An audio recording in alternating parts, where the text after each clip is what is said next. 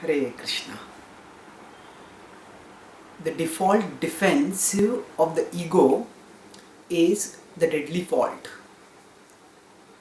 Our ego always refuses to admit that that I am at fault, and often by trying to push the blame onto others, we try to preserve our good image.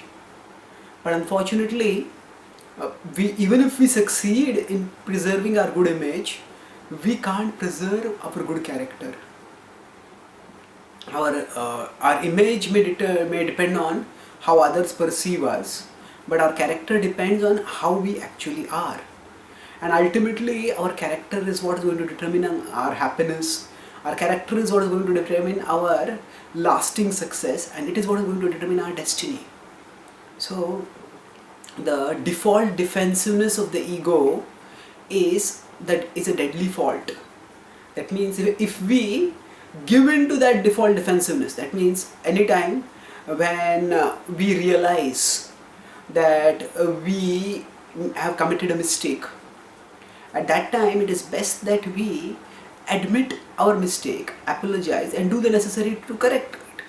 But instead, if we try to pass the hot potato elsewhere, pass the buck to someone else, then the result of that is we lose the chance for improvement, and more still, we succumb more and more into the clutches of the ego, and thus we create a pattern of pushing the blame onto others, and we can't learn that way.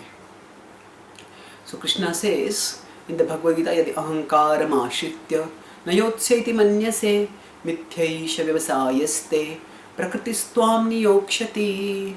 So Krishna tells Arjuna that, and through Arjuna he tells all of us that yadi ahankaram ashritya, if we take shelter of our ego, nayotseti manyase. So in Arjuna's specific case, he was thinking, I will not fight.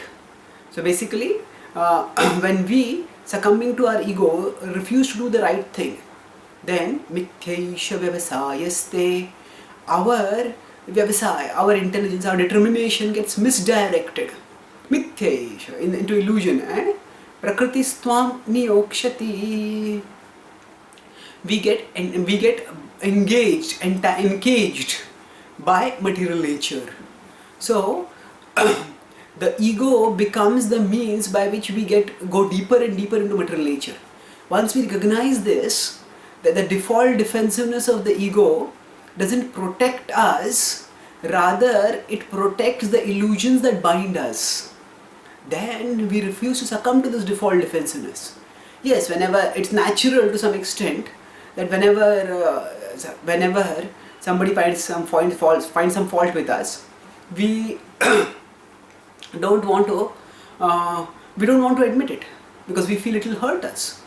But sometimes not admitting the fault will hurt us more in the long run. Once we understand this, then we can actually admit our fault and seek correction, seek guidance, seek instruction.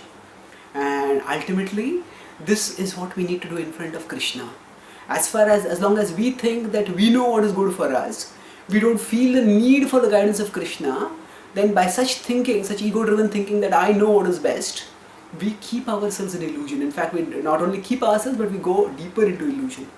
By putting aside the default defensiveness of the ego, by open-mindedly examining whether we are wrong, and if we are wrong, understanding this based on the light of Krishna's wisdom, and then correcting our course, by that we can attain progress and success in life.